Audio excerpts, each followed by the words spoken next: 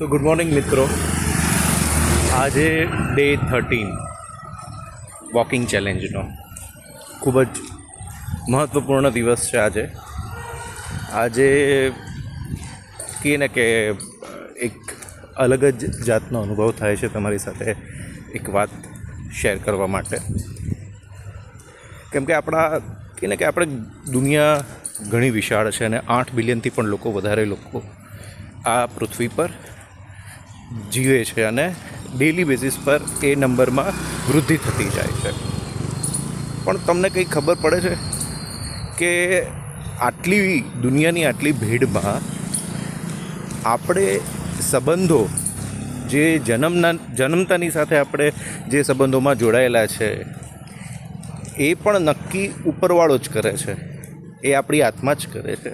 અને આપણા પૂર્વજન્મના કોઈક એવા લેણા દેણ હશે એના કારણે આપણે આપણા કુળમાં જન્મ લઈએ છીએ અને આપણે આપણા સંબંધીઓ ચૂઝ નથી કરી શકતા, પણ એ પાછલા જન્મના કોઈ પણ કર્મોના કારણે આપણે એમની સાથે જોડાઈએ છીએ સંબંધમાં. મામા માસી એમના બાળકો, કાકા કાકી એમના બાળકો, મોટા પપ્પા, ફોઈ ફુવા. એટલે ઘણીવાર એવું થાય કે ભાઈ આ તો ચલો એક સર્કલ થઈ ગયું ફેમિલીનું, પણ આપણે આપણા જ્યારે કહે ને કે આપણી જે વૃદ્ધિ થાય છે, આપણે બાળકમાંથી આપણે કહે ને કે સ્કૂલમાં જતા થઈએ છીએ. સ્કૂલમાં પણ એક વર્ગમાં ઓછામાં ઓછા 30-40 બાળકો હોય છે, છતાં પણ આપણે આપણા મનની સાથે મન મેળવતા વ્યક્તિઓ સાથે જ આપણો સંબંધ બંધાય છે, મિત્રતા બંધાય છે.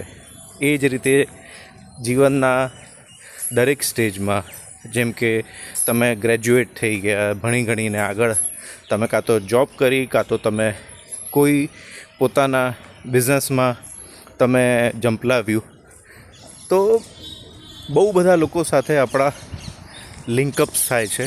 પણ જૂજ જ એવા લોકો હોય છે જેની સાથે આપણે આત્માનો સંબંધ બંધાય છે.